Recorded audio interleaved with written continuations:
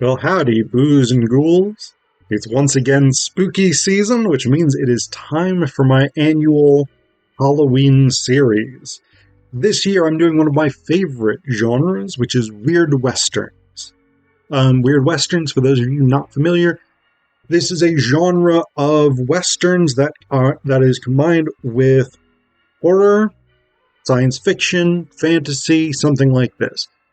So Wild Wild West and the supernatural. In this case, I'm going to be primarily focusing on horror stories.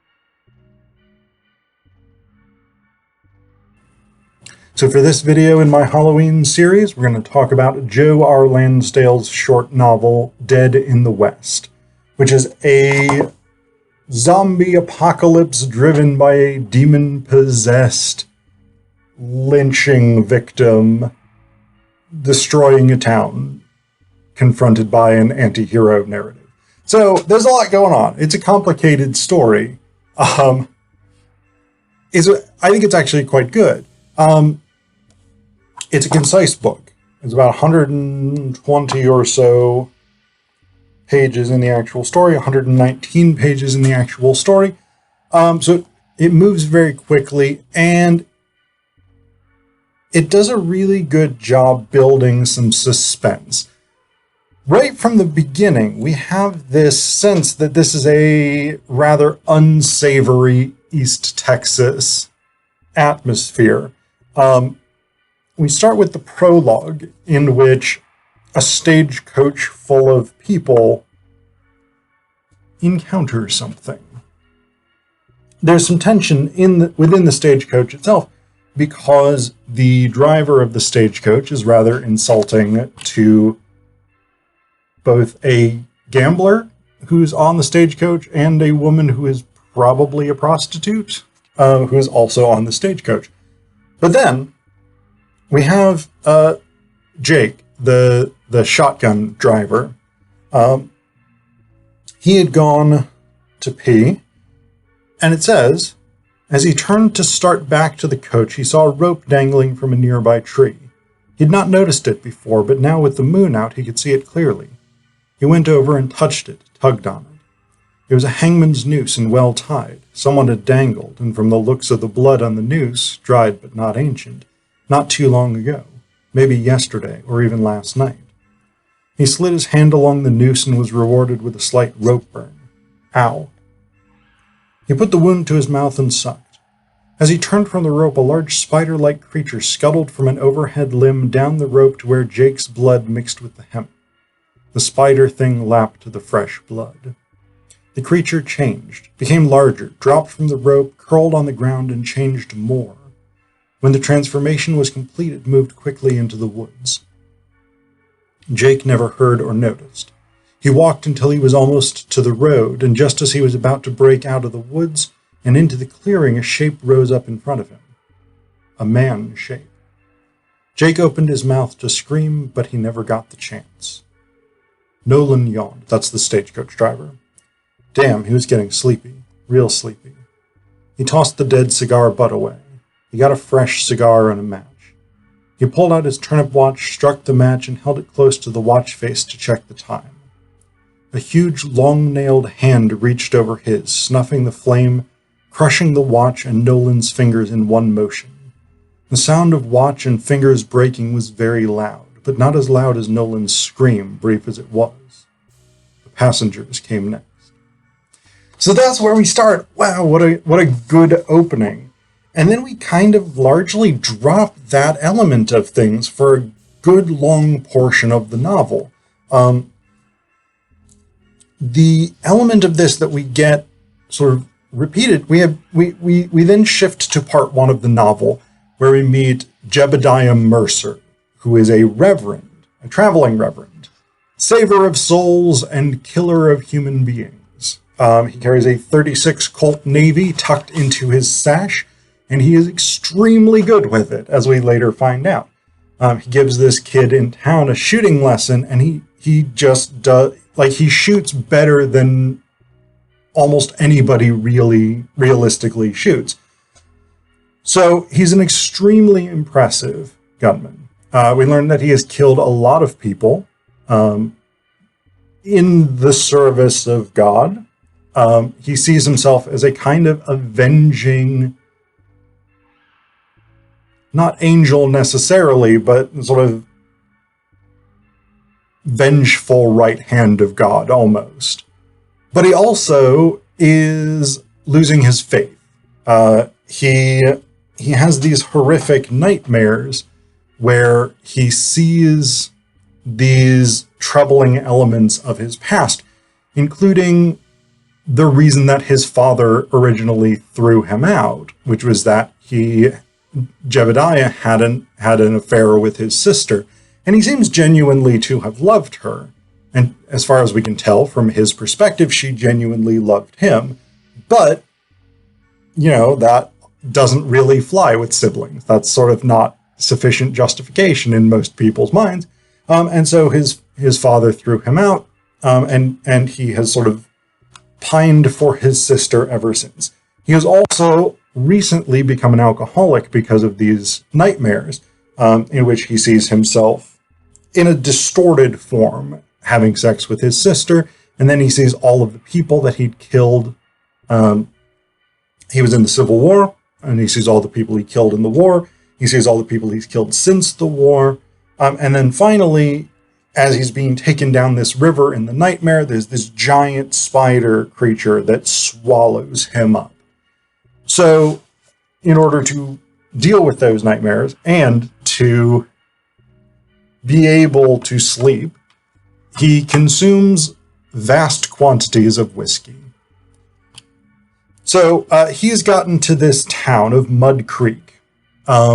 He's checked into the hotel, and he's having, standard, I'm a tortured anti-hero, losing my faith in God, alcoholic type issues. So at one point, he is trying to read his Bible, and he can't focus on it. And so he throws it out of the window, or toward the window at the very least. He actually breaks the window because he misses the open window. But then the Bible comes flying back in the window. And it says here, it struck the bottle, that's the Bible, struck the bottle and shattered it, dealt him a stunning blow to the face. Glass from the bottle cut his chin and blood dripped down. He sat completely upright. In his lap lay the Bible, open. A droplet of blood dripped from his chin and landed in the left-hand margin of Revelations 22:12. He read it. And behold, I come quickly, and my reward is with me, to give to every man according to his work shall be. Another drop hit next to verse 14.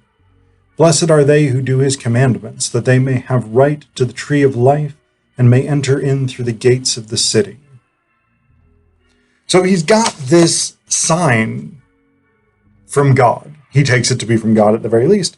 But he's got this sign that basically says, some shit's about to go down and you're going to have to deal with it.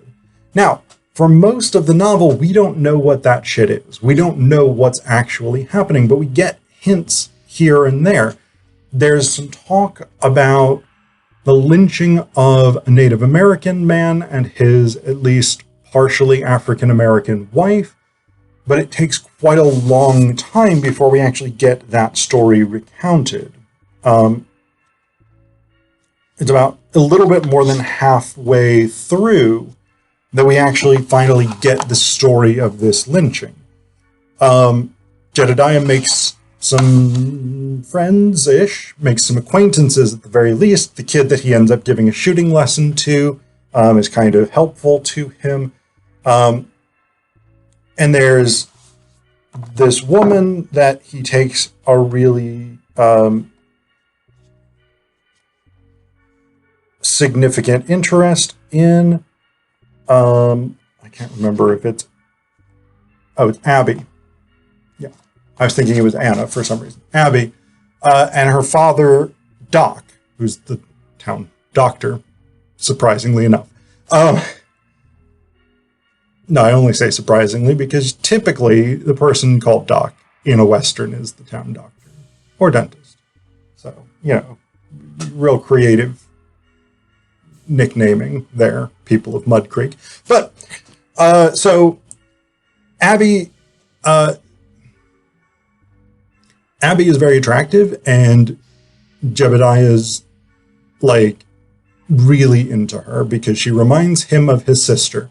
So it's a little bit creepy, but they also develop this romance sort of on their own terms. And Doc is cool with this because he thinks Jebediah is basically a good guy.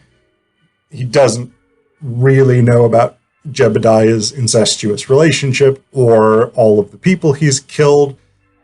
That might or might not color Doc's opinion of him slightly differently, but, it is what it is.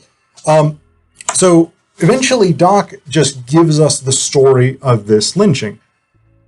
This Indigenous man and his wife, they had come into town for a medicine show, basically, but not like snake oil sales and stuff like that, where it's clearly just we've put some sugar and food coloring in water and we're selling it as a miracle cure. This guy was a guy who actually cured people, legit cured people.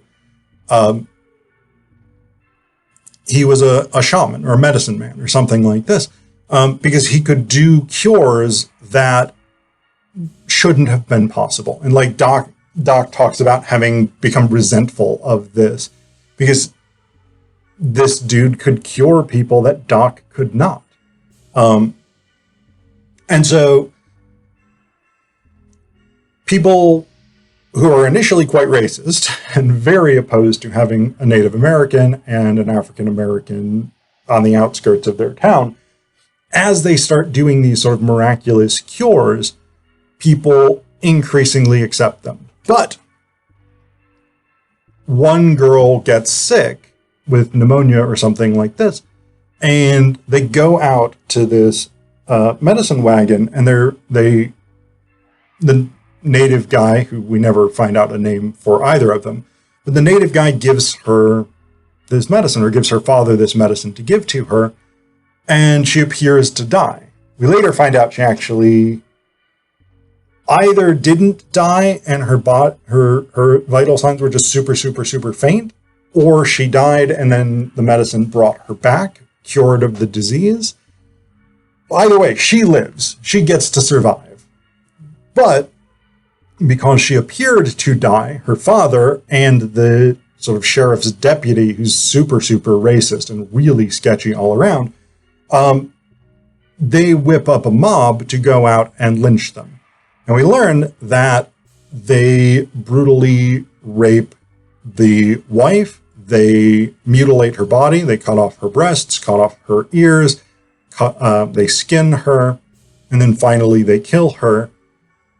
And they go to hang the Native American man, but it doesn't quite work because he puts a curse on this town. And he said that he had, so it says, and that he was through with and the Indian said he had the powers, and that he was through with the pale side of them and invited the dark side to his aid. Said the town would suffer. So he puts a curse on them. And what we get here is he's on this horse with the noose around his neck. They're about to hang him. And he starts chanting words. And people in this crowd apparently recognize a number of different languages. Indigenous language, French Cajun, things like this. But they don't recognize these words.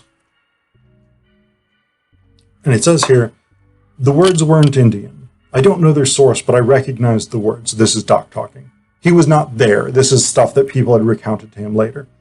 I have them in some of the books I have here. The Necronomicon, Mysteries of the Worm, and Nameless Cults.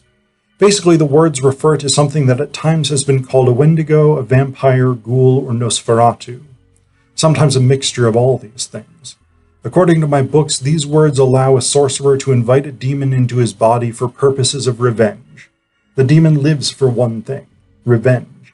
and it gives the dead body it has animated powers beyond those of normal man, while on the other hand, it dooms the individual's soul to hell. So, this guy who has just seen his wife raped, mutilated, and murdered, and is about to himself be lynched, invites a demon to come take over his body so that after his death, he can basically destroy this town. He is successful at that. Lightning comes and strikes him, and he's just completely destroyed. Like, he's gone. His body is no longer there. But they see this sort of spider creature that runs up the rope and just escapes.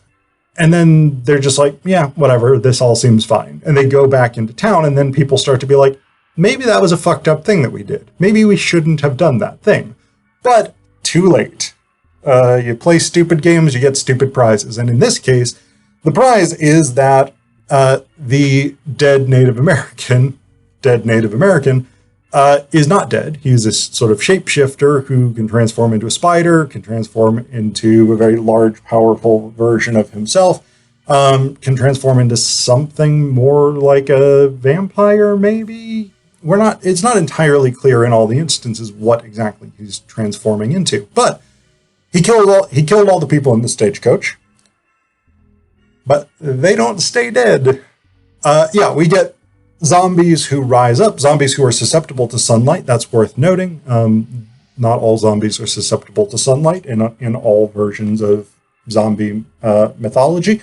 But these zombies, if they are touched by the sun, they will sort of melt and burn to death. But if they don't entirely melt, they will continue going until you kill the brain. Because that actually happens. The gambler who was on the stagecoach makes it into town, and then the sun comes up, and he's all like, oh, I'm melting, oh, what a world. He doesn't say that, but he's basically wicked witches.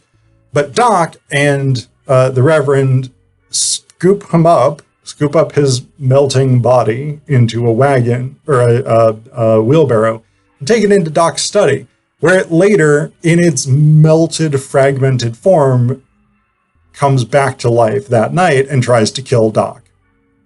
So yeah, not great. But the other members of the stagecoach party all come back into town, and they start killing everybody that they knew. Like, legit brutal murders. Like, Minion Glass, who was a child who was on this stagecoach, like, she shows up at her grandparents' house, and she bites a chunk out of her grandmother's neck, killing her, and she bites off her grandfather's testicles, his kneecap, and then rips out his throat. And it's this really gruesome, fucked up, disturbing scene. And then the grandmother and the grandfather get up, and they start being like, yep, now I'm a zombie, gotta go kill and eat a bunch of people. And so basically, the upshot of this is that under this demon-possessed Native Americans' guidance, eventually everybody gets zombified. Except Doc, David, who's the kid, Abby, and the Reverend. They are, and the Calhoun, I think is his name, the preacher of this actual town. They are the last 5 survivors, and they take shelter in the church, which happens to have a ton of guns in it. Yeah, so they have a ton of firepower, a lot of shotguns, a number of revolvers, Winchester rifles, etc., and a bunch of ammo. So they basically fortify themselves in this church. Initially, the zombies are not going into the church after them, so they have some time to fortify themselves. But the Native American demon guy's goal is to kill everybody in this town. And so eventually, despite the fact that the church is holy ground and it pains the zombies and him to walk on it, he sort of wills the zombies to start attacking them. And they kill most of this town. Like, they kill a ton of people. They're just firing like hundreds and hundreds and hundreds of rounds and just bodies stacked like cordwood of these zombies who are now dead. Eventually, Calhoun goes down, then Abby and Doc go down, and that allows David and the Reverend to escape to the sort of cellar, basically. They're hoping they can make it until dawn comes, but they don't. The Native American finally has, he has overcome the fact that this is holy ground and literally burns him to be walking on it, but he has also grabbed the heavy cross from above the altar or whatever it is, and he's used that as a battering ram, even though it's burning his hands to hold it. And he smashes his way into this cellar, and he's confronted, the Reverend confronts him. The Native American guy basically grabs him by the throat. The Reverend shoots him a couple of times. He's just like, whatever, bullets can't hurt me. Grabs him by the throat, and he unhinges his jaw, and he's going to just bite off the Reverend's face, which he had already done to the sheriff. And the Reverend is like, oh, I've got a Bible. Boom, Bible to the face. And because it's a holy object, it burns the guy's face, the demon's face. He's like, but he doesn't let go. And so the Reverend is like, okay, what do? I got 2 shots left in my gun. There's a curtain over there in front of the window. Boom, shoots the curtain rod. Curtain comes down. Sunlight comes in. The demon is like, fuck, sunlight, I'm gonna die. And he collapses out of there. So the Reverend and David are making a run for it. And they're like, but then David, the Native American demon guy, grabs David and bites his leg. And David is like, I'm gonna die now. Kill me, Reverend. Don't let me become a zombie. But they manage to get outside, and the Reverend knows he should kill David, but he can't do it because he loves him. He's like, it's like you're like my own son, but I love you more than a son, whatever. And the Reverend is like, I need to bash your head in with this gun because I don't have any more bullets, but I can't do it because I love you so much. But then David's like, oh, well, here's the sun, so now I'm dead anyway. So, long story short, don't murder people. Don't do racist lynchings. You will get fucked up by a bunch of zombies, and then you will become a bunch of zombies, and then you will get lit on fire by the sun. And you will deserve it, because you are a racist fuck. So that's the moral of Joe R. Lansdale's Dead in the West. Don't do racist lynchings, or you will be fucking wrecked. And I think that's a very good moral.